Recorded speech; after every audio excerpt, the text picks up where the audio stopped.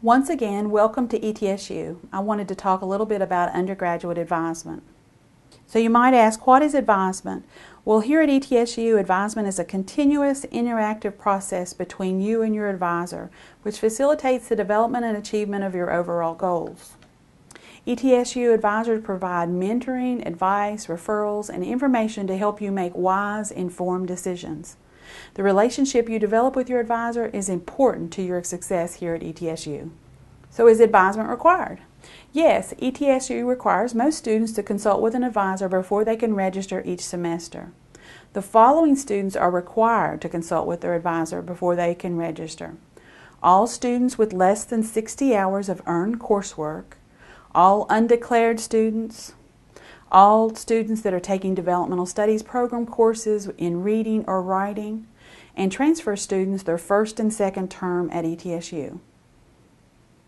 Now, some majors require advisement every semester, no matter how many hours you have, so be sure and check with your advisor early before the registration period to determine your requirements. It's also recommended that you confer with your advisor every semester, regardless of your advisement requirement. If you don't have a required appointment, at least touch base with them with an email and make sure you're on track.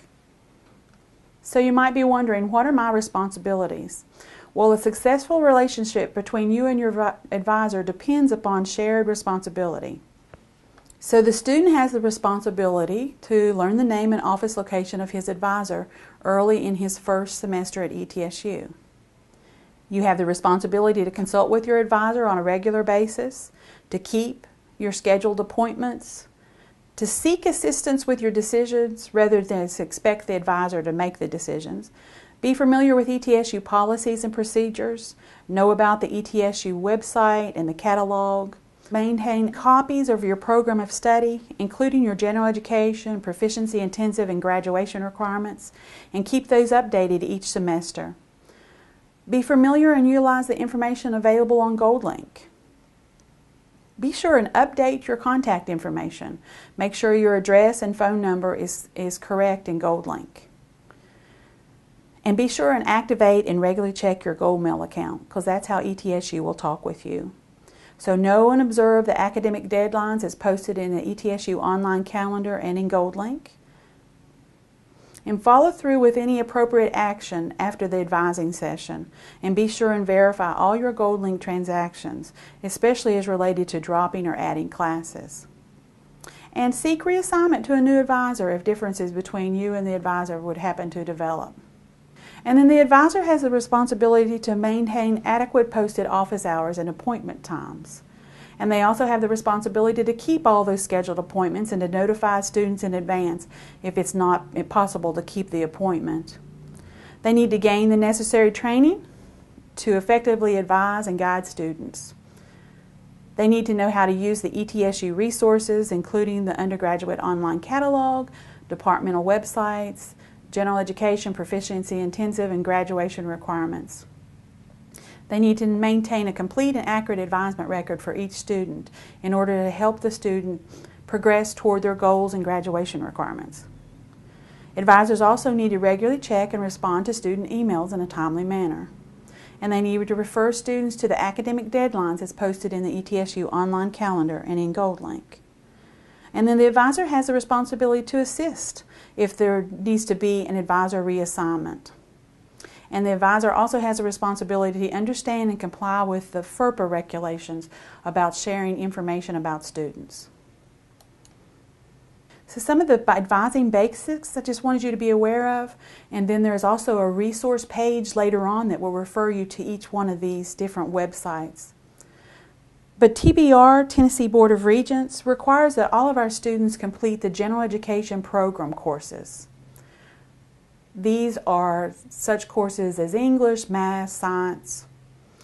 There are also graduation requirements. One of the graduation requirements is the Computer Science 1100 class.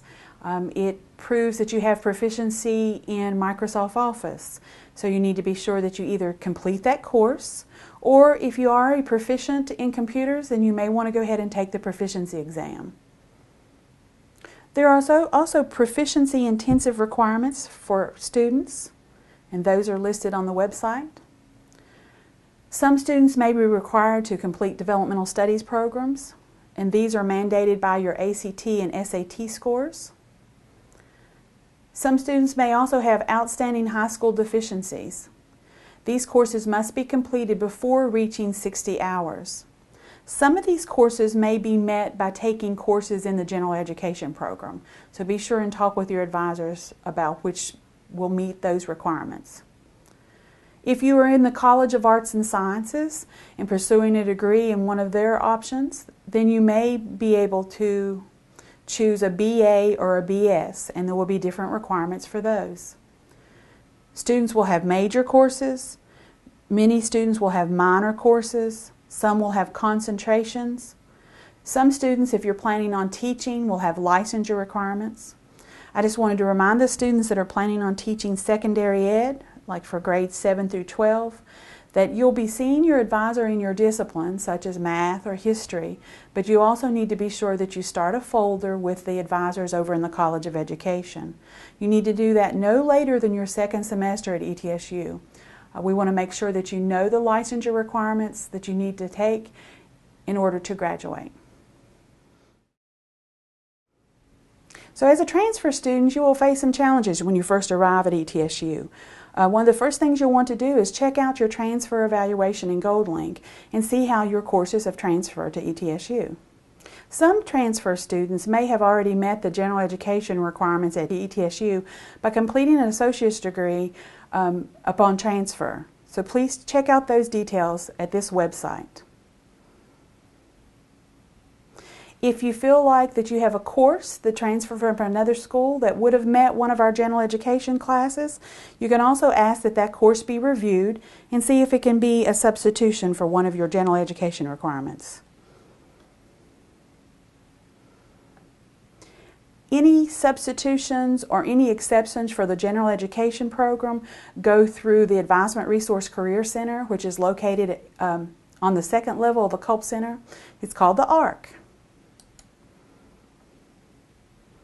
Transfer students also may have reduced proficiency intensive requirements.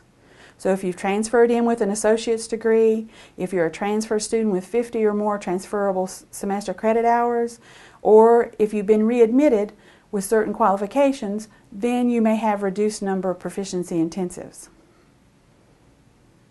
Don't forget that proficiency intensives are only ETSU courses. They do not transfer. So if you take a course that's required from another school and you transfer it here, that will not meet your proficiency intensive requirement. Sometimes you'll have a transfer course that you think should meet one of your major or minor requirements. So if you'll talk with your major advisor or your minor advisor, they may be able to look at the course information from your other school and determine if it is a substitution that is applicable for you.